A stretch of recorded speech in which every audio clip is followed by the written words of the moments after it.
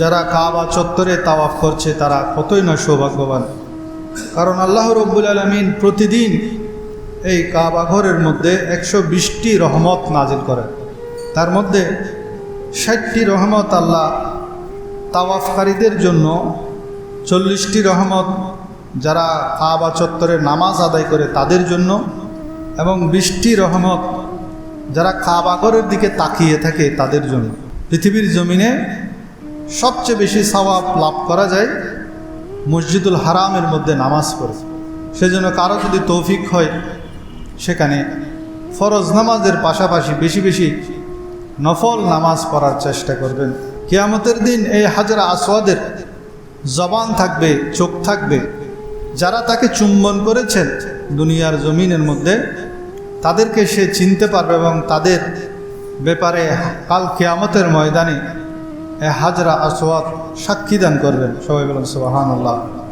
পৃথিবীর মধ্যে যত পানি আছে সকল পানির মধ্যে সর্বশ্রেষ্ঠ গুণাগুণ সম্পন্ন পানি হলো জমজমের পানি।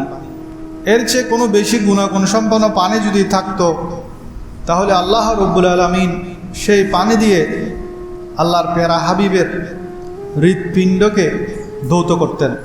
কিন্তু মেরাজের রাতে শক্কে সদর হয়েছিল আমার নবীর ওপেন হার্ট সার্জারি। সেদিন নবীজির হৃৎপিণ্ডকে বের করে জমজমের পানি দিয়ে ধৌত করা হয়েছে। এ থেকে বোঝা যায় পৃথিবীর জমিনে এর চেয়ে উত্তম এবং শ্রেষ্ঠ পানি নাই। সবাই বলেন সুবহানাল্লাহ। দুই ধরনের পানি দাঁড়িয়ে পান করা সুন্নত, একটা হলো জমজমের পানি, আরটা হলো অজু করার পর অজুর অবশিষ্ট পানি। এবং নবীজি কঠোরভাবে নিষেধ করেছেন কেউ যদি কাবার দিকে, কেবলার দিকে, আমাদের পশ্চিম দিকে আর কি, থুতু নিক্ষেপ করে তাহলে কাল কিয়ামতের ময়দানে তার চেহারার মধ্যে সেই থুতু বা কফগুলা লেগে থাকবে। কাবার যেহেতু সম্মান আছে সেজন্য কাবার ছবি বিশিষ্ট জায়নামাজ, সেই জায়নামাজের উপর পা দিয়া, এটা সম্পূর্ণভাবে নিষেধ। রমজান মাসে তো আমরা হজ পাই না। রমজান মাসে হজ আছে নাকি? আরাফাতের ময়দানে অবস্থান নাই, কিন্তু জিলহজ মাসের এই 10 দিনের হজ আছে, আরাফাতের ময়দানে অবস্থান আছে। রমজান মাসে কোরবানি নেই, কিন্তু জিলহজ মাসের 10 দিন এমন গুরুত্বপূর্ণ যে এর মধ্যে কোরবানিও আছে। রমজানের মধ্যে রোজা আছে, আবার এই জিলহজ মাসের 10 দিনের মধ্যেও কি আছে? রোজা আছে। রমজানের মধ্যে শবে কদর আছে, এই জিলহজ মাসের 10 দিনের মধ্যে কয়টা শবে কদর? 10টা শবে কদর। আল্লাহর প্যারা হাবিব বলেন এর প্রতিটি রাত এক একটি শবে কদর। সবাই বলেন সুবহানাল্লাহ। জিলহজ মাসের প্রথম 10 দিনের গুরুত্বের একটা বড় কারণ হলো যত ধরনের ইবাদত আমরা করি সকল মৌলিক ইবাদত এই 10 দিনের মধ্যে আল্লাহ তাআলা জমা করে দিয়েছেন, যেটা রমজান মাসেও পাওয়া যায় না। আগামী 18ই মে যদি চাঁদ উদিত হয় সেদিন থেকে শুরু করে কোরবানির দিন পর্যন্ত এই 10 দিন, সেজন্য আল্লাহ তাআলা এই 10 রাতের কসম খেয়েছেন, ওয়াল ফাজরি ওয়া লায়ালিন আশর। তাহলে আমরা 9টি রোজারা যদি রাখি 9 বছরের সওয়াব পাবো। এবং আরাফাতের দিনের যদি রোজা রাখি 9 জিলহজ, তাহলে 1 বছর আগের 1 বছর পরের গুনাহ আল্লাহ তাআলা মাফ করে দিবেন। এবং আমরা এই 10টি রাত যদি ইবাদত করি জিলহজের প্রথম 10 রাত, তাহলে আমাদের জন্য 10টি লাইলাতুল কদর নসিব হবে। সবাই বলেন সুবহানাল্লাহ। জিলহজের 10 দিনে জানাজার নামাজে অংশগ্রহণ করে সে যেন কোনো শহীদের জানাজায় অংশগ্রহণ করলো। সবাই বলেন সুবহানাল্লাহ। সেজন্য এই 10 দিনে যদি কেউ মারা যায় চেষ্টা করবেন, আপ্রাণ চেষ্টা করবেন সে জানাজায় অংশগ্রহণ করতে। এখন যেহেতু কোরবানির মাস আসছে, অনেকে বিভিন্ন চিন্তা করে যে এবছর ছেলের জন্য বউ এনেছি, বিয়ের বাড়ি থেকে গরু পাঠাবে, সেটা দিয়ে কোরবানি করে দিবে। এই ধরনের আশা আকাঙ্ক্ষা অনেকের আসে না? তো যাদের ঘরের মধ্যে ছেলের জন্য বউ এনেছেন তাদের তো আর চিন্তা নেই এবছর কোরবানির, কি বলেন? ঠিক আছে না? মজা হবে, কোরবানির গোশত খুব মজা হবে। মনে রাখবেন কোরবানি এটা নিয়তের উপর নির্ভর করবে। আল্লাহ রব্বুল আলামিনের কাছে আমাদের গোশত, মাংস, রক্ত এগুলো কিছুই পৌঁছবে না। আল্লাহ তাআলা আমাদের নিয়তটা দেখবেন। তো সেজন্য বিয়ের বাড়ির গরু দিয়ে কোরবানি করব ব্যয়ের বাড়ি থেকে টাকা দিয়ে সেটা দিয়ে পশু কিনে কোরবানি করব, সেরকম চিন্তাভাবনা যদি থাকে, সেই নিয়তটা পরিবর্তন করতে হবে আমাদের। আর যারা লোক দেখানো বা গোশত খাওয়ার নিয়তে কোরবানি করে, তাদের সেই কোরবানি কবুলযোগ্য নয়। সেখানে যদি আপনার নিয়ত থাকে আমি প্রতি বছর কোরবানি করি, এবছর না করলে মানুষ কি বলবে, সমাজের মানুষ কি বলবে, অথবা আমার ছেলেমেয়েরা মন ছোটো করবে, প্রায় মানুষ কোরবানি করে এই ধরনের কথা বলে বলে প্রত্যেক বছর করি, এবছর নগলি কেন, ধার কর্য করে হলো কোরবানি করে। কোরবানি ওয়াজিব হলে আপনি ঋণ নিয়ে কোরবানি করা জায়েজ আছে, প্রয়োজনে ঋণ নিয়ে কোরবানি করতে বলা হয়েছে, কিন্তু আপনার নিয়তটা সহি হতে হবে। কোরবানির জন্য প্রথম শর্ত হলো নিয়ত সহি করা। আমার নবীজি 100 উট জবে করেছেন, বিদায় হজের সময় 100 উট জবে করেছেন, নিজ হাতে 63টা জবে করেছেন। আমার নবীজির হায়াতও ছিল 63 বছর। তো সেজন্য সামর্থ্য যাদের আছে তারা, আপনি 20 লক্ষ টাকা দিয়ে বড় একটা পশু না কিনে 2 লক্ষ দিয়ে 10টা কিনেন, গোস্তের পাহাড় পড়ে যাবে না? বেশি মানুষকে আপনি দিতে পারবেন না, এবং বেশি মানুষের পক্ষ থেকে আপনি কোরবানি দিতে পারবেন। কারণ একটা গরুতে 7টা হিচ্ছা, আপনি 20 লক্ষ টাকা দিয়ে যে একটা চর্বির পাহাড় নিয়ে আসছেন, বড় গরুর মধ্যে চর্বিও বেশি, শুধু লোক দেখানোর নিয়ত না, আমি এলাকার মধ্যে সবচেয়ে বড় পশু কিনেছি, এটা দেখানোর নিয়ত। এই নিয়ত পরিবর্তন করতে হবে। সেই জায়গায় আপনি যদি 2 লক্ষ দিয়ে 2 লক্ষ টাকা মূল্যে যদি 10টা কিনেন, এবং সেই 10টার মাংস আপনার নিয়ত থাকে আমি আমার গ্রামের বাড়িতে 5টা গোস্ত, গরুর গোস্ত গ্রামের বাড়ি গরিবদেরকে দিয়ে দিব, এই ধরনের চিন্তা ভাবনা আমাদের করতে হবে। ধন্য গো আমেনা বিবি, ধন্য আপনার জিন্দেগি, আপনার কোলে জন্ম নিল আমার দয়াল নবীজি। আল্লাহুম্মা সাল্লি আলা সাইয়্যিদিনা মাওলানা মুহাম্মদ সাইয়্যিদিনা মাওলানা মুহাম্মদ। আউযু বিল্লাহি মিনাশ শাইতানির রাজীম। বিসমিল্লাহির রহমানির রহিম। ওয়াল ফজরি ওয়া লায়ালিন আশর। সাদাকাল্লাহু মাওলানাল আযীম ওয়া সাদাকা রাসূলুহুন নাবিয়্যুল কারীম ওয়া নাহনু আলা যালিকা লামিনাশ শাহিদিন ওয়াশ শাকিরিন। আলহামদুলিল্লাহি রাব্বিল আলামিন।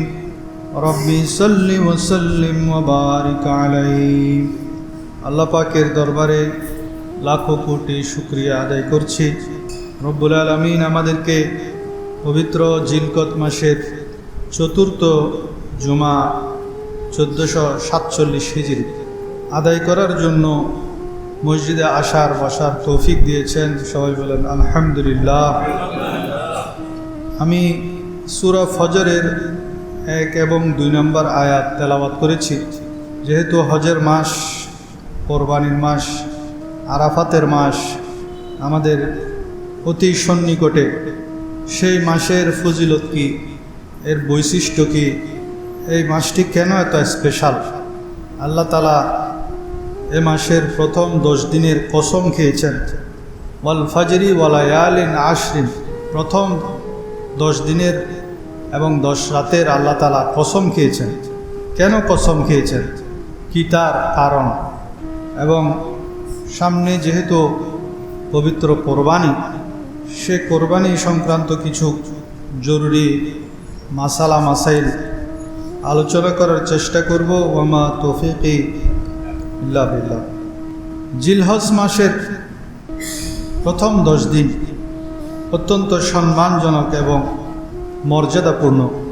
4টি যে হুরমতপূর্ণ মাস, তার মধ্যে একটি মাস হলো জিলহজ মাস। জিলকত, জিলহজ, মুহররম, রজব, এই 4টি মাস হলো মর্যাদাপূর্ণ এবং সম্মানিত মাস। যে মাসে আইয়ামে জাহালিয়াতের মধ্যেও যুদ্ধ বিগ্রহ করতো না। তো সেই মাসসমূহের মধ্যে একটি গুরুত্বপূর্ণ মাস হলো জিলহজ মাস। আল্লাহর ডাকে সাড়া দিয়ে লক্ষ লক্ষ হাজিরা লাব্বাইক আল্লাহুম্মা লাব্বাইক লাব্বাইক লা শারীকা লাকা লাব্বাইক ইন্নাল হামদা ওয়ান নি'মাতা লাকা ওয়াল মুলক লা শারীকা লাক, এই ধ্বনিতে যারা কাবা চত্বরে তাওয়াফ করছে তারা কতই না সৌভাগ্যবান। কারণ আল্লাহ রব্বুল আলামিন প্রতিদিন এই কাবা ঘরের মধ্যে 120টি রহমত নাজিল করেন। তার মধ্যে 60টি রহমত আল্লাহ তাওয়াফকারীদের জন্য, 40টি রহমত যারা কাবা চত্বরে নামাজ আদায় করে তাদের জন্য, এবং 20টি রহমত যারা কাবা ঘরের দিকে তাকিয়ে থাকে তাদের জন্য। সেজন্য দেখবেন হাজিরা হজ করতে গিয়ে অনেকে দেখবেন বসে আছে, শুধু কাবার দিকে তাকিয়ে আছেন, অনেকে তাওয়াফ করছেন, অনেকে নামাজ পড়ছেন। তো কাবা ঘরের দিকে তাকিয়ে থাকা সেটাও একটা ইবাদত। তাছাড়া এই কাবা ঘরের মধ্যে, এই এরিয়ার মধ্যে 1 রাকাত নামাজ পড়া 1 লক্ষ রাকাত নামাজের সওয়াব। সবাই বলুন সুবহানাল্লাহ। এত অধিক সওয়াব আর কোথাও নেই। পৃথিবীর জমিনে সবচেয়ে বেশি সওয়াব লাভ করা যায় মসজিদুল হারামের মধ্যে নামাজ পড়ে। সেজন্য কারো যদি তৌফিক হয় সেখানে ফরজ নামাজের পাশাপাশি বেশি বেশি নফল নামাজ পড়ার চেষ্টা করবেন। আল্লাহ আমাদেরকে তৌফিক দান করুন। এই ঘরের আরেকটি বৈশিষ্ট্য হলো হাজরা আসওয়াদ। এটি এমন একটি জান্নাতি পাথর, এটি যখন দুনিয়ার মধ্যে আল্লাহ তাআলা নাজিল করেন তখন এটি ছিল দুধের চেয়ে সাদা এবং আলোক উজ্জ্বল। কিন্তু মানব জাতির গুণাসমূহকে শোষণ করতে করতে এই সাদা পাথরটি কালো হয়ে গেছে। কোনো মুফাসসির একরাম বলেন কাবাঘরের মধ্যে মূর্তি পূজার কারণে এই সাদা শুভ্র হাজারে আসফার ছিল, এটা মূলত সাদা পাথর ছিল, এই সাদা পাথরটি কালো হয়ে গেছে, হাজারা আসওয়াদ হয়ে গেছে। এই দুইটি পাথরকে যদি, একটি হলো রুকনে ইয়ামানি আর একটা হলো হাজারা আসওয়াদ, এই দুইটি অংশকে কেউ যদি স্পর্শ করে সেটা তার সকল গুনাহের কাফফারা হয়ে যায়। সেজন্য আল্লাহর কাছে দোয়া করবেন যদি সেখানে যাওয়ার তৌফিক হয়, হাজারা আসওয়াদ এবং রুকনে ইয়ামানি স্পর্শ করার, চুমু খাওয়ার আল্লাহ যেন আমাদেরকে তৌফিক দান করেন। কিয়ামতের দিন এই হাজারা আসওয়াদের জবান থাকবে, চোখ থাকবে। যারা তাকে চুম্বন করেছেন দুনিয়ার জমিনের মধ্যে তাদেরকে সে চিনতে পারবে এবং তাদের ব্যাপারে কাল কিয়ামতের ময়দানে এই হাজরা আসওয়াদ সাক্ষী দান করবেন। সবাই বলুন সুবহানাল্লাহ। এর আরেকটি বড় বৈশিষ্ট্য হলো জমজম। পৃথিবীর মধ্যে যত পানি আছে সকল পানির মধ্যে সর্বশ্রেষ্ঠ গুণাগুণ সম্পন্ন পানি হলো জমজমের পানি। এর চেয়ে কোনো বেশি গুণাগুণ সম্পন্ন পানি যদি থাকতো তাহলে আল্লাহ রব্বুল আলামিন সেই পানি দিয়ে আল্লাহর প্যারা হাবিবের হৃৎপিণ্ডকে ধৌত করতেন। কিন্তু মেরাজের রাতে শক্কে সদর হয়েছিল আমার নবীর ওপেন হার্ট সার্জারি। সেদিন নবীজির হৃৎপিণ্ডকে বের করে জমজমের পানি দিয়ে ধৌত করা হয়েছে। এ থেকে বোঝা যায় পৃথিবীর জমিনে এর চেয়ে উত্তম এবং শ্রেষ্ঠ পানি নাই। সবাই বলুন সুবহানাল্লাহ। এবং নবী করিম সাল্লাল্লাহু আলাইহি ওয়াসাল্লাম এই পানি দাঁড়িয়ে পান করতেন। দাঁড়িয়ে পান করা এটা হলো সুন্নত। 2 ধরনের পানি দাঁড়িয়ে পান করা সুন্নত। একটা হলো জমজমের পানি, আরেকটা হলো অজু করার পর অজুর অবশিষ্ট পানি। এখন না আমাদের পাইপলাইন আছে, পাইপলাইন থেকে আমরা অজু করি, এখন সেই সুযোগ নেই। কিন্তু তখন অজুর আলাদা পাত্র ছিল, সেখান থেকে অজু করে অজুর পানি যেটা অবশিষ্ট থাকতো হযরত আলী রাদিয়াল্লাহু তাআলা আনহু বলেন আল্লাহর প্যারা হাবিব সেই অবশিষ্ট পানি দাঁড়িয়ে পান করতেন। সবাই বলুন সুবহানাল্লাহ। এই কাবা ঘরের বিশেষ মর্যাদার কারণে এর দিকে থুতু নিক্ষেপ করা আল্লাহর প্যারা হাবিব অপছন্দ করতেন এবং নবীজি কঠোরভাবে নিষেধ করেছেন। কেউ যদি কাবার দিকে, কেবলার দিকে, আমাদের পশ্চিম দিকে আর কি, থুতু নিক্ষেপ করে তাহলে কাল কিয়ামতের ময়দানে তার চেহারার মধ্যে সেই থুতু বা কফগুলো লেগে থাকবে। কিয়ামতের ময়দানে যারা কাবার দিকে থুতু নিক্ষেপ করে তাদের সেই থুতুগুলা তার চেহারার মধ্যে লেগে থাকে। এভাবে আল্লাহ তাআলা তাদেরকে কিয়ামতের ময়দানে অপমানিত করবেন। যারা ইচ্ছাকৃতভাবে কাবাকে অবমাননা করে, কাবাকে অপমানজনকভাবে কোনো কাজ করে, সেই দিকে কেবলার দিকে পা লম্বা করে ইচ্ছাকৃত অবমাননার নিয়তে, তাহলে সেটা মাকরু বা নাজায়েজ। সেজন্য ফোকাহা ইকরাম বলেন, কাবার যেহেতু সম্মান আছে, সেজন্য কাবার ছবি বিশিষ্ট জায়নামাজ, সেই জায়নামাজের উপর পা দিয়া এটা সম্পূর্ণভাবে নিষেধ। অনেক জায়নামাজ আছে উপরে কাবাগরের ছবি, তখন এটা বেশি ছিল, এখন অনেক কমে গেছে। জিলহজ মাসের প্রথম 10 দিনের গুরুত্বের একটা বড় কারণ হলো, যত ধরনের এবাদত আমরা করি সকল মৌলিক এবাদত এই 10 দিনের মধ্যে আল্লাহ তাআলা জমা করে দিয়েছেন, যেটা রমজান মাসেও পাওয়া যায় না। রমজান মাসে তো আমরা হজ পাই না। রমজান মাসে হজ আছে নাকি? আরাফাতের ময়দানে অবস্থান নাই, কিন্তু জিলহজ মাসের এই 10 দিনের হজ আছে, আরাফাতের ময়দানে অবস্থান আছে। রমজান মাসে কোরবানি নেই, কিন্তু জিলহজ মাসের 10 দিন এমন গুরুত্বপূর্ণ যে এর মধ্যে কোরবানিও আছে।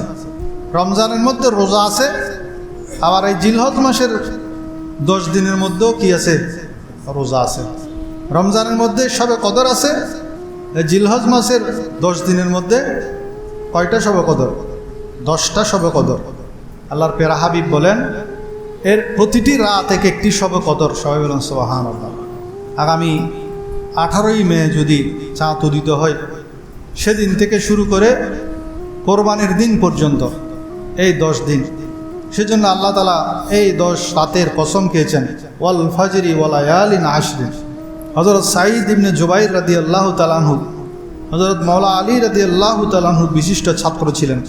তিনি জিলহজ মাস আসলে এর প্রথম 10 রাতে ঘরের চেরাগ নিভাতেন না, এমনকি ঘরের সকলকে তিনি জাগিয়ে দিতেন। যারা দাস দাসী আছে তাদেরকেও জাগিয়ে দিতেন, ইবাদত করার নির্দেশ দিতেন।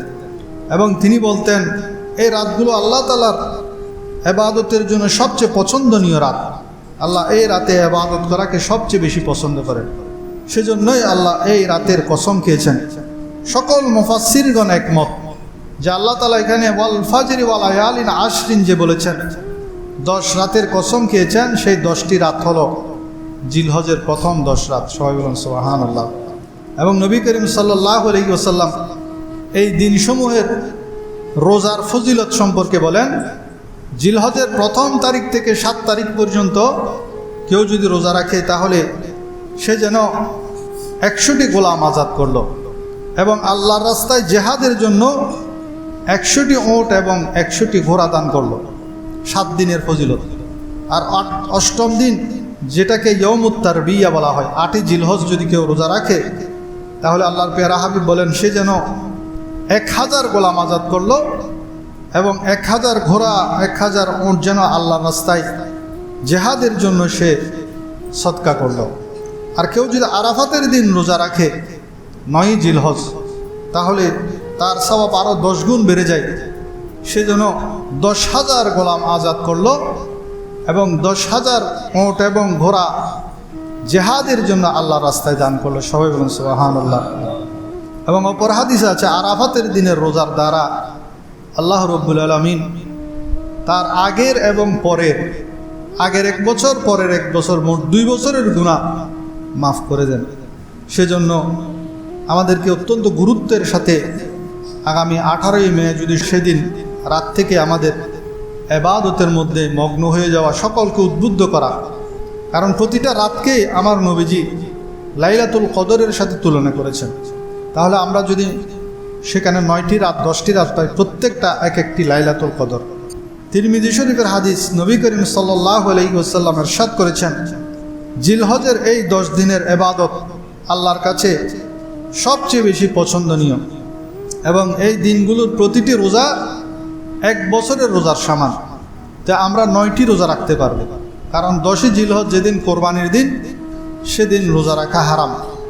বছরের মধ্যে 5টা দিন রোজা রাখা হারাম। একটা হলো ঈদুল ফিতরের দিন, আর 4 দিন হলো ঈদুল আজহার। ঈদুল আজহার 10, 11, 12, 13, এই মোট 5 দিন রোজা রাখা হারাম। তাহলে আমরা আরাফাতের দিন পর্যন্ত 9 জিলহজ পর্যন্ত, প্রথম দিক থেকে 9 তারিখ পর্যন্ত আমরা রোজা রাখতে পারব। এবং এই দিনগুলোর প্রতিটি রাতের, এটা তিরমিজি শরীফের হাদিসে আমার নবীজি বলছেন, এই দিনসমূহের প্রতিটি রাতের ইবাদত লাইলাতুল কদরের ইবাদতের সমান। সবাই বলেন সুবহানাল্লাহ। তাহলে আমরা 9টি রোজারা যদি রাখি 9 বছরের সওয়াব পাব। এবং আরাফাতের দিনের যদি রোজা রাখি 9 জিলহজ, তাহলে 1 বছর আগের 1 বছর পরের গুনাহ আল্লাহ তাআলা মাফ করে দিবেন। এবং আমরা এই 10টি রাত যদি ইবাদত করি জিলহজের প্রথম 10 রাত, তাহলে আমাদের জন্য 10টি লাইলাতুল কদর নসিব হবে। সবাই বলেন সুবহানাল্লাহ। এই 10 দিনের যারা সম্মান রক্ষা করবে, ইবাদতের মধ্যে কাটাবে, তাদের ব্যাপারে গৌসে পাক আব্দুল কাদের জিলানী রহমতুল্লাহ আলাইহি 16টি পুরস্কারের কথা বলেছেন। নাম্বার 1, তার হায়াতে বরকত হবে। নাম্বার 2, তার রিজিকে বরকত হবে, সম্পদে বরকত হবে। নাম্বার 3, তার পরিবার পরিজনকে আল্লাহ তাআলা হেফাজত করবেন পুরা বছর। নাম্বার 4, তার সকল গুনাহের কাফারা হয়ে যাবে। নাম্বার 5, তার নেক আমল বৃদ্ধি পাবে। নাম্বার 6, তার মৃত্যু হবে সহজ, মৃত্যুর যন্ত্রণা থেকে আল্লাহ তাআলা তাকে হেফাজত করবেন। নাম্বার 7, কিয়ামতের দিন সে নূর লাভ করবে। নাম্বার 8, তার মিজানে নেকির পাল্লা ভারী হবে। নাম্বার 9, আল্লাহ তাআলা তাকে দোজখ থেকে নাজাত দান করবেন। নাম্বার 10, আল্লাহ রাব্বুল আলামিন তাকে জান্নাতের উঁচু মর্যাদা দান করবেন। 11 নম্বর হলো, এই 10 দিনে কেউ যদি মিসকিনকে খানা খাওয়ায়, তাহলে আল্লাহর প্রেরিত নবীদের সুন্নতের উপর সদকা করার সমতুল্য সওয়াব আল্লাহ তাকে দান করবেন। সেজন্য এই 10 দিনে গরিব মিসকিনকে খানা খাওয়ানোর চেষ্টা করবেন। নাম্বার 12, এই জিলহজের প্রথম 10 দিনে কেউ যদি রুগীর সেবা করে, তাহলে সে যেন আউলিয়া আবদালের সেবা করলো, কোনো আল্লাহর অলির, আল্লাহর প্রিয় বান্দার সেবা করলো। নাম্বার 13, কেউ যদি এই জিলহজের 10 দিনে জানাজার নামাজে অংশগ্রহণ করে, সে যেন কোনো শহীদের জানাজায় অংশগ্রহণ করলো। সবাই বলেন সুবহানাল্লাহ। সেজন্য এই 10 দিনে যদি কেউ মারা যায়, চেষ্টা করবেন, আপ্রাণ চেষ্টা করবেন সে জানাজায় অংশগ্রহণ করতে। নাম্বার 14 হলো, সব বড় পীর আব্দুল কাদের জিলানী রহমতুল্লাহ আলাইহি এই 10 দিনের ফজিলত বর্ণনা করছেন। কেউ যদি বস্ত্রহীনকে বস্ত্র দান করে, তাহলে তার জন্য আল্লাহ রাব্বুল আলামিন জান্নাতের পোশাক তৈরি করে রাখবেন।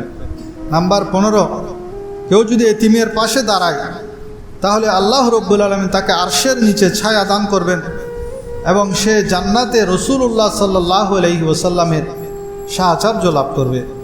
নাম্বার 16, কেউ যদি এলেমের মজলিসে অংশগ্রহণ করে, কোনো ওয়াজ মাহফিলে, কোনো তকরিরের মধ্যে আলেমের মজলিসে অংশগ্রহণ করে, তাহলে বড় পীর আব্দুল কাদের জিলানী বলেন সে যেন আম্বিয়া কেরামের মজলিসে অংশগ্রহণ করলো। সবাই বলেন সুবহানাল্লাহ। বড় পীর আব্দুল কাদের জিলানী রহমতুল্লাহ আলাইহি ওনারা এই দিনসমূহ চিনেছেন, বুঝেছেন এগুলার মর্যাদা। সেজন্য এই গুরুত্ব বুঝে তিনি আমাদেরকে এই নসিহত সমূহ করেছেন, যেন আমরাও এই গুরুত্বপূর্ণ 10টি দিনকে যথাযথভাবে মর্যাদার সাথে ইবাদতের মাধ্যমে কাটাই। আল্লাহ তাআলা আমাদেরকে তৌফিক দান করুন। আমরা কোরবানি মাস আসলে, এখন যেহেতু কোরবানির মাস আসছে, অনেকে বিভিন্ন চিন্তা করে যে এবছর ছেলের জন্য বউ এনেছি, বিয়ের বাড়ি থেকে গরু পাঠাবে, সেটা দিয়ে কোরবানি করে দিব। এই ধরনের আশা আকাঙ্ক্ষা অনেকের আছে না? তো যাদের ঘরের মধ্যে ছেলের জন্য বউ এনেছেন, তাদের তো আর চিন্তা নেই এবছর কোরবানির, কি বলেন? ঠিক আছে না? মজা হবে, কোরবানির গোশত খুব মজা হবে। মনে রাখবেন, কোরবানি এটা নিয়তের উপর নির্ভর করবে। আল্লাহ রাব্বুল আলামিনের কাছে আমাদের গোশত, মাংস, রক্ত এগুলা কিছুই পৌঁছবে না। আল্লাহ তাআলা আমাদের নিয়তটা দেখবেন।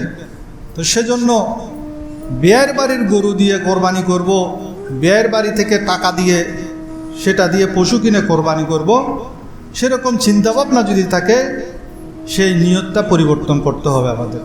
এই ধরনের কালচার যেগুলো আমাদের সংস্কৃতিতে আছে, আমাদের সমাজে প্রচলন আছে, এগুলো আস্তে আস্তে আমাদের দূর করতে হবে। আল্লাহকে রাজি করতে হবে। আল্লাহকে রাজি তখন করতে পারবেন যখন কিছু খরচ করবেন। পরের মাল দিয়ে আপনি যদি আল্লাহকে রাজি করতে চান, আল্লাহ রাজি হবে না। আল্লাহর প্যারা হাবিব বলেন, কোরবানির পশুর শরীরের প্রতিটি পশমের বিনিময়ে একটি করে নেকি পাওয়া যায়। তা আপনি যদি একটি ছাগল কোরবানি করেন, ছাগলও কোরবানি করেন, সেখানে কত কোটি পশম, তাহলে কোটি কোটি নেকি হাসিল করার জন্য আমাদের কোরবানি করতে হবে। হাসরের ময়দানে যে পশুটি আমরা জবে করব, সেই পশুটি সওয়াবের পাল্লাকে ভারী করবে এবং পুলসিরাত পার হওয়ার জন্য সেটা সওয়ারি হিসাবে, বাহন হিসাবে আমাদেরকে দেয়া হবে। আর যারা লোক দেখানো বা গোশত খাওয়ার নিয়তে কোরবানি করে, তাদের সেই কোরবানি কবুলযোগ্য নয়। নিয়তটা হলো মেইন। আপনি কোরবানি করছেন, সেখানে যদি আপনার নিয়ত থাকে আমি প্রতি বছর কোরবানি করি, এবছর না করলে মানুষ কি বলবে, সমাজের মানুষ কি বলবে, অথবা আমার ছেলেমেয়েরা মন ছোটো করবে, প্রায় মানুষ কোরবানি করে এই ধরনের কথা বলে বলে প্রত্যেক বছর করি, এবছর নগলি কেন, ধার কর্য করে হলো কোরবানি করে। কোরবানি ওয়াজিব হলে আপনি ঋণ নিয়ে কোরবানি করা জায়েজ আছে, প্রয়োজনে ঋণ নিয়ে কোরবানি করতে বলা হয়েছে, কিন্তু আপনার নিয়তটা সহি হতে হবে। কোরবানির জন্য প্রথম শর্ত হলো নিয়ত সহি করা। বিয়ের বাড়ির গরু দিয়ে কোরবানি করবেন, ছাগল দিয়ে কোরবানি করবেন, অথবা লোক দেখানো, মানুষকে দেখানোর নিয়তে কোরবানি করবেন। আমার নবীজি 100 উট জবে করেছেন, বিদায় হজের সময় 100 উট জবে করেছেন, নিজ হাতে 63টা জবে করেছেন। আমার নবীজির হায়াত ছিল 63 বছর। তো সেজন্য সামর্থ্য যাদের আছে তারা, আপনি 20 লক্ষ টাকা দিয়ে বড় একটা পশু না কিনে 2 লক্ষ দিয়ে 10টা কিনেন, গোস্তের পাহাড় পড়ে যাবে না? বেশি মানুষকে আপনি দিতে পারবেন না, এবং বেশি মানুষের পক্ষ থেকে আপনি কোরবানি দিতে পারবেন। কারণ একটা গরুতে 7টা হিচ্ছা, আপনি 20 লক্ষ টাকা দিয়ে যে একটা চর্বির পাহাড় নিয়ে আসছেন, বড় গরুর মধ্যে চর্বিও বেশি, শুধু লোক দেখানোর নিয়ত না, আমি এলাকার মধ্যে সবচেয়ে বড় পশু কিনেছি, এটা দেখানোর নিয়ত। এই নিয়ত পরিবর্তন করতে হবে। সেই জায়গায় আপনি যদি 2 লক্ষ দিয়ে 2 লক্ষ টাকা মূল্যে যদি 10টা কিনেন, এবং সেই 10টার মাংস আপনার নিয়ত থাকে আমি আমার গ্রামের বাড়িতে 5টা গোস্ত, গরুর গোস্ত গ্রামের বাড়ি গরিবদেরকে দিয়ে দিব, এই ধরনের চিন্তা ভাবনা আমাদের করতে হবে, যাতে গরিবরা উপকৃত হয়। যারা বছরে একবারও কিনে খেতে পারে না, তাদের ঘরে অন্তত একটা অংশ যাতে যায়, সেভাবে চিন্তা করবেন।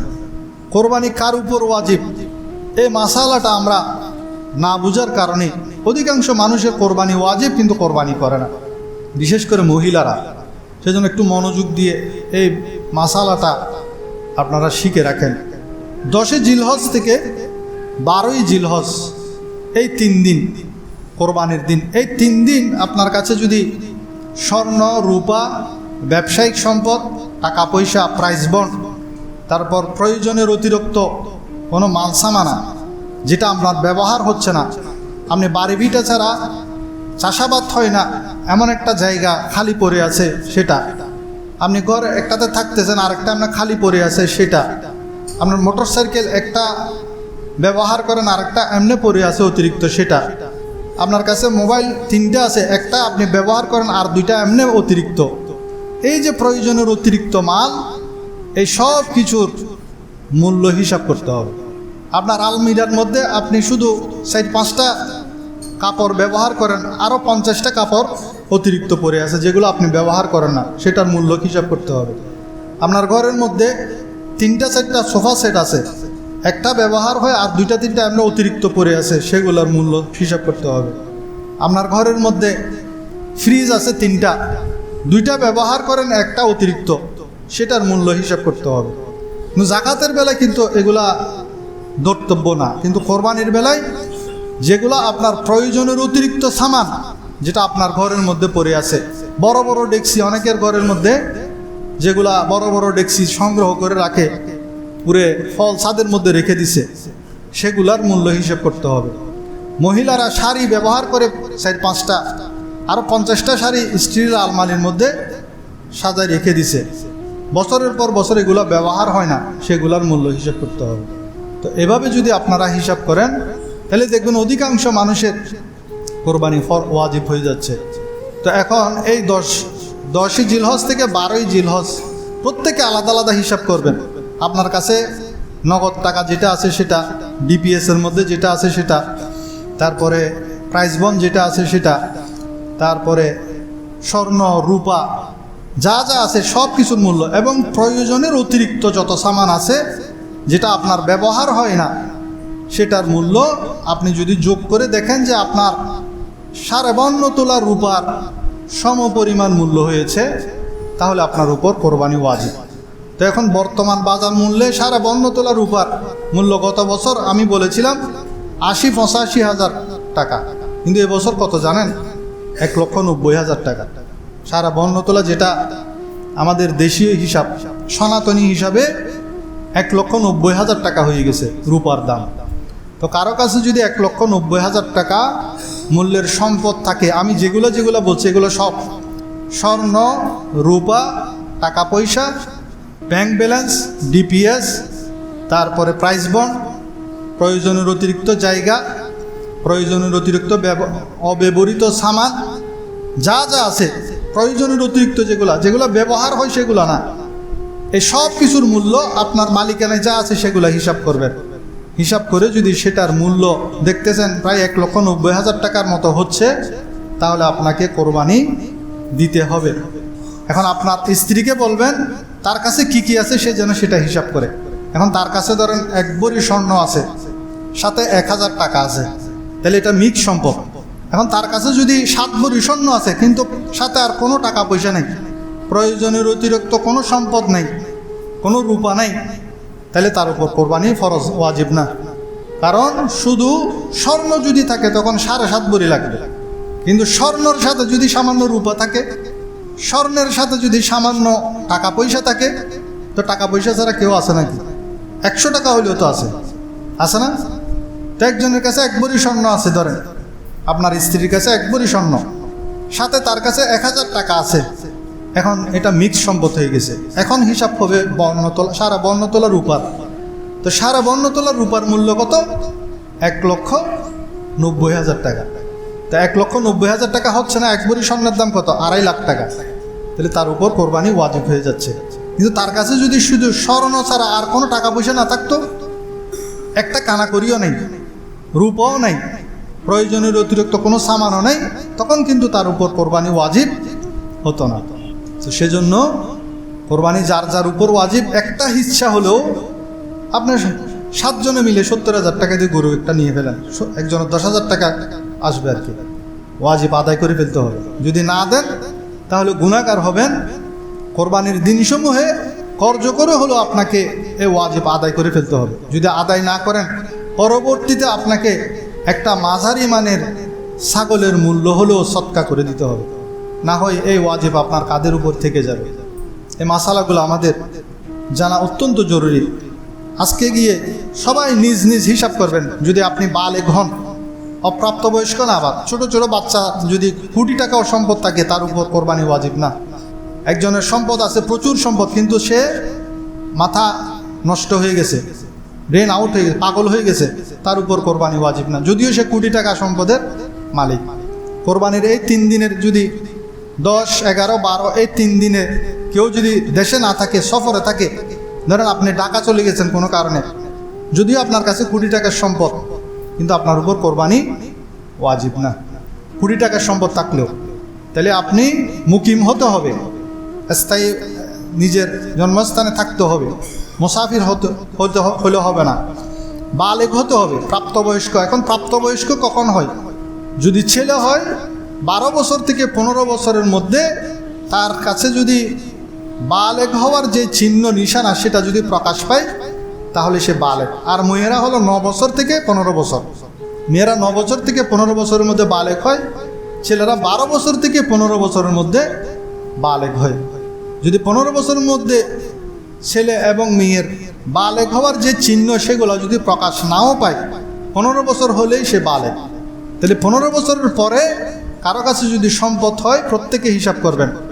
যাদের বয়স 15 বছর সে নিজের সম্পদ হিসাব করবে, সে ছেলে হোক মেয়ে হোক। করে আপনার মেয়েকে আপনি শখ করে চুরি কিনে দিয়েছেন, স্বর্ণের বালা কিনে দিয়েছেন 1 ভরি ওজনের 2 ভরি ওজনের, তারপর তার কাছে আবার নগদ কিছু ঈদের সময় পাইছে যে সেরকম টাকাও আছে। আপনার মেয়ের বয়স হলো 18 বছর, মেয়ের বয়স 18 বছর, কিন্তু আপনি তাকে শখ করে 1 সেট স্বর্ণের সেট কিনে দিয়েছেন। তো তারটা সে হিসাব করে, তো আপনার মেয়েও কি তারপরেও কোরবানি ওয়াজিব হয়ে গেছে। তো তার পক্ষ থেকেও কি করতে হবে? কোরবানি আদায় করা ওয়াজিব। মোটামুটি এগুলা আমি আলাদা আলাদা প্রশ্ন আকারে লিখে এনেছি, সবগুলাই আমি মোটামুটি কভার করেছি। তো একটা প্রশ্ন, এই প্রশ্নটা যদি আপনারা বুঝেন তাহলে আরেকটু সহজ হবে।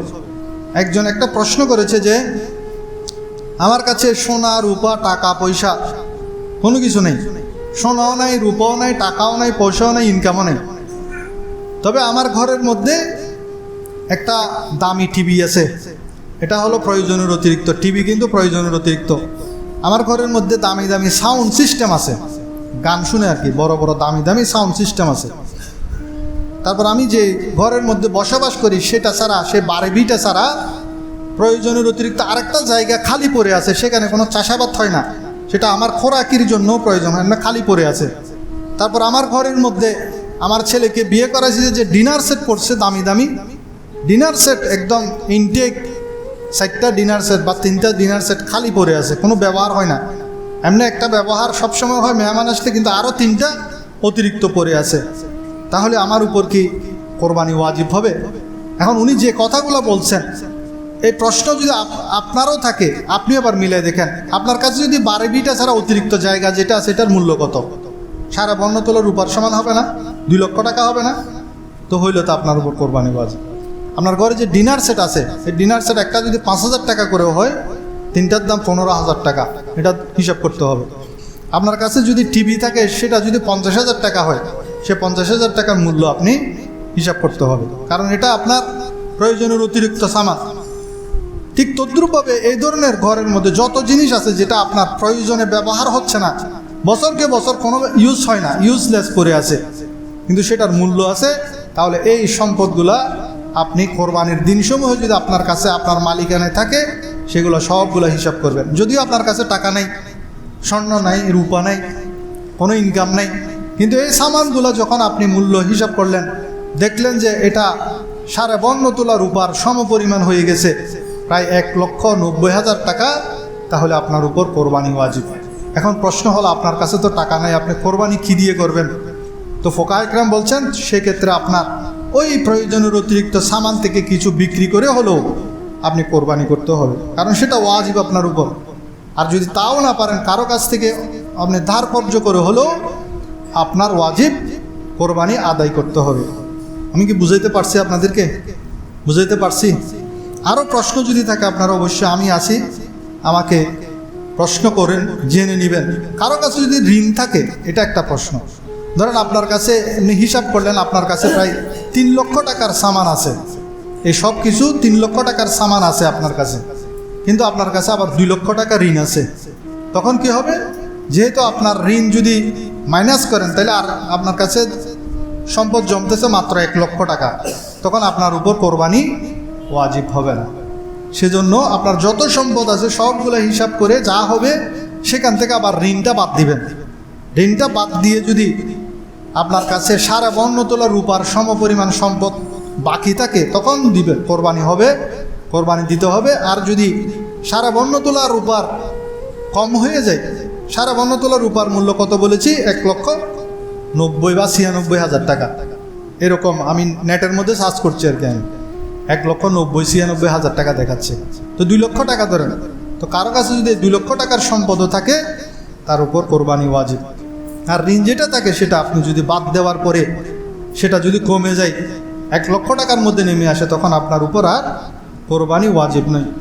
বা পশুর ক্ষেত্রে কিছু মাসালা, জরুরি মাসালা, আপনারা যেহেতু পশু কিনবেন, 1 নম্বরে আপনারা সেটার চোখ চেক করবেন, চোখ অন্ধ কিনা। চোখ অন্ধ কিনা সেটা চেক করার নিয়ম হলো, তার চোখের সামনে আপনি হাতকে এভাবে 2-3 বার মারলে, সে যদি তার চোখ দুটোটা ঝাপটায় তাহলে বুঝবেন তার চোখ ঠিক আছে। যদি না ঝাপটায়, তাহলে বুঝে নেবেন তার একটা চোখ বা দুইটা চোখ অন্ধ। অন্ধ চোখ দিয়ে কোরবানি হবে না। প্রথমে গিয়ে আমরা রানের গোস্ত বেশি কিনা সেটা দেখি। প্রথমে দেখবেন চোখ ঠিক আছে কিনা। দ্বিতীয় নম্বর দেখবেন শিং যদি একদম গোড়া থেকে ভেঙে যায় সেটা দিয়ে কোরবানি হবে না। সেজন্য শিং চেক করবেন। আর শিং যদি আপনার না উঠলে সেটা দিয়ে কোরবানি হবে, কিন্তু গোড়া থেকে যদি ভেঙে যায় সেটা দিয়ে কোরবানি হবে না। তারপরে লেজ এবং কান চেক করবেন। লেজ এবং কান যদি 3 ভাগের 1 ভাগ যদি কাটা থাকে বা এর চেয়ে বেশি কাটা থাকে তাহলে সেটা দিয়ে কোরবানি হবে না। সেজন্য লেজ, কান, চোখ, শিং এগুলো ভালো করে চেক করবেন। এরপর ল্যাংরা কিনা, পায়ের মধ্যে খুঁড়ো আছে, আপনি নিয়ে আসলেন, আনার পরে দেখতেছেন সেটা এমন বসছে আর সেটাকে আপনি কোরবানি যেখানে দিবেন সেখানে নিয়ে যেতে পারতেছেন না, সেটা হেঁটে কোরবানি গা পর্যন্ত যেতে পারছে না, তখন সেটা দিয়ে আর কোরবানি হবে না। আপনি যদি ধনী হন তাহলে আপনাকে আরেকটা পশু দিয়ে কোরবানি করতে হবে। তাই আপনাকে পাও চেক করতে হবে ল্যাংরা যাতে না হয়।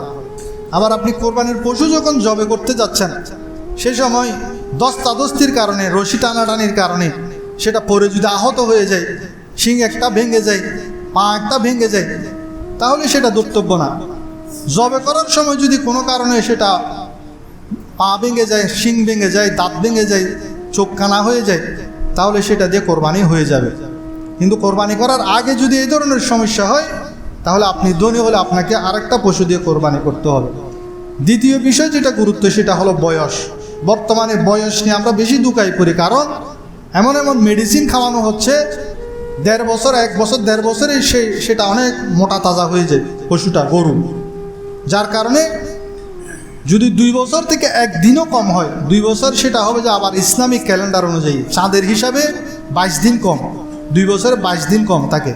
সূর্যের হিসাবে 2 বছর 365 দিনে 1 বছর, কিন্তু চাঁদের হিসাবে বছরে 11 দিন কম থাকে। তো এই চাঁদের হিসাবে ইসলামিক ক্যালেন্ডার অনুযায়ী 2 বছরের যদি 1 দিনও 1 ঘন্টাও কম হয় তাহলে সে পশু দিয়ে কোরবান করলে কোরবানি হবে না। এখন আপনি বয়স কিভাবে চেক করবেন? বয়স চেক করার প্রথম পন্থা হলো আপনি যার কাছ থেকে কিনতেছেন তাকে জিজ্ঞেস করবেন। সে যদি বলে তাহলে সেটার উপর আপনি ডিপেন্ড করে আপনি পশুটা কিনতে পারেন। এখন তার যে ব্যাপারী সে সত্য কথা বলবে না, সে তো আর বার্থডে লিখে রাখে না, সে ব্যাপারীও এখান থেকে থেকে কিনে নিয়ে আসছে, সেও জানে না কয় বছর, এমনি মোটা তাজা দিকে নিয়ে আসছে, হয়তো 1.5 বছর 2 বছর হয় না। তো সেজন্য দাঁত চেক করবেন। পশুর নিচের মারিতে 8টা দাঁত থাকে, 8টা ছোট 8টা দুধের দাঁত থাকে। সেগুলো পরে যে নিচে প্রথমে ছোট্ট 2টা দাঁত বড় বড় হয়ে ওঠে, এই 2টা দাঁত দেখবেন। এই 2টা দাঁত যদি দেখেন তাহলে বুঝতে পারবেন সেটা 2 বছর হয়েছে। তাহলে দাঁত চেক করবেন। প্রথমে গিয়ে আপনারা বয়সটা চেক করবেন, ওগুলো তো চেক করবেন। চেক করার পর বয়সটা চেক করার নিয়ম হলো সেটার নিচের 2টা দাঁত বড় বড় আকার হয়েছে কিনা, বড় বড় 2টা দাঁত চেক করে 2 বছর নিশ্চিত করে তারপরে সেই পশুটা গরুটা কিনবেন। আর ছাগলের বেলায় 1 বছর, 1 বছর থেকে 1 দিন কম হলো সেটা দিয়ে কোরবানি হবে না। সেজন্য আপনারা যখন পশু কিনবেন এই বিষয়গুলো একটু গুরুত্বের সাথে দেখবেন। আল্লাহ রাব্বুল আলামিন আমাদের যাদের এই কোরবানি ওয়াজিব হয়েছে আমরা প্রত্যেকে নিজ নিজ হিসাব করব। আপনাদের স্ত্রীদেরকে, মেয়েদেরকে, যারা বালেগ সন্তান সন্ততি আছে প্রত্যেককে আলাদা আলাদা হিসাব করতে বলবেন। যার যার উপর কোরবানি ওয়াজিব হয়েছে প্রত্যেকের পক্ষ থেকে আল্লাহ তাআলা আমাদেরকে কোরবানি করার তৌফিক দান করুন, আমিন। যারা সুন্নত করেন সুন্নত করুন। আসসালামু আলাইকুম।